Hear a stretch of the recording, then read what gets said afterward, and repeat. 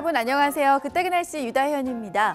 올해는 원숭이의 해죠. 황금돼지의 해, 백호, 백말의 해 등 12년씩 반복되는 띠 중에서 가끔 앞에 색이 붙는 해들이 있는데요. 올해는 붉은 원숭이의 해라고 합니다. 10간의 세 번째인 병은 붉은색을 의미하고 12지 중 9번째인 시는 원숭이를 상징합니다. 이 때문에 올해가 병신년 붉은 원숭이의 해인 거죠. 붉은색은 예부터 생성과 창조, 정열과 애정, 적극성을 뜻하는 색인데요. 불이 번지듯 기운이 번창하는 걸 의미한다고 합니다.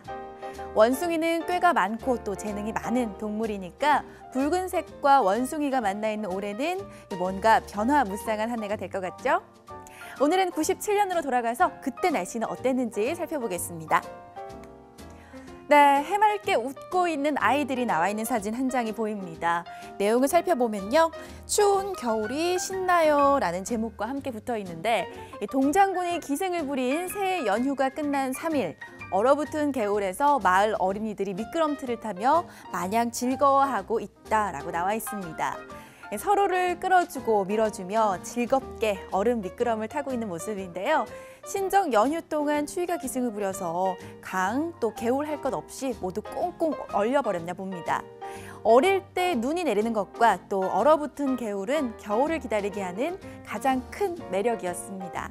내린 눈으로 만든 눈사람, 또 미운 친구에게는 조그마한 돌멩이 하나 넣어 던지던 눈싸움도 얼어붙은 개울물에서 타던 얼음 썰매도 겨울에만 가능하기 때문에 그때만 기다리곤 했는데요. 이번 겨울에는 그런 설렘을 느낄 수는 없을 것 같습니다. 겨울답지 않게 따뜻한 날씨가 계속 이어지고 있기 때문인데요.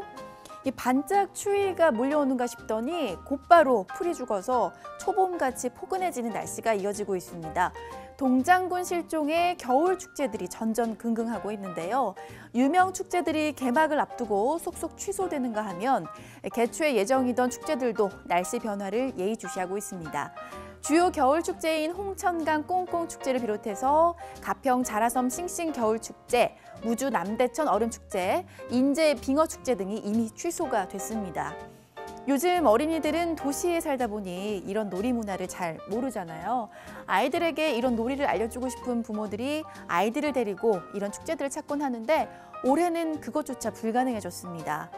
올해 12월에 만날 겨울에는 다시 이 축제들을 볼 수 있을까요? 지구가 매년 뜨거워지고 있습니다. 2015년은 2014년의 기록을 뛰어넘어서 기후 관측을 시작한 1880년 이후 136년 만에 가장 더운 한 해로 기록이 됐었는데요. 한겨울에 해당하는 12월 중순, 미국 뉴욕에서는 가벼운 티셔츠에 반바지를 입고 조깅을 즐기는 사람들이 즐비하고요. 워싱턴에서는 계절을 착각한 벚꽃까지 만개해서 꿀벌을 유혹하고 있습니다.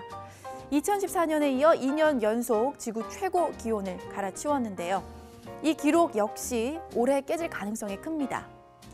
이 같은 현상이 발생한 이유는 화석연료 사용으로 배출된 온실가스가 대기에 열을 가둬서 이 같은 온난화가 계속되고 있고 거기에 지난해 강력했던 엘니뇨 현상도 온난화를 부추겼기 때문입니다.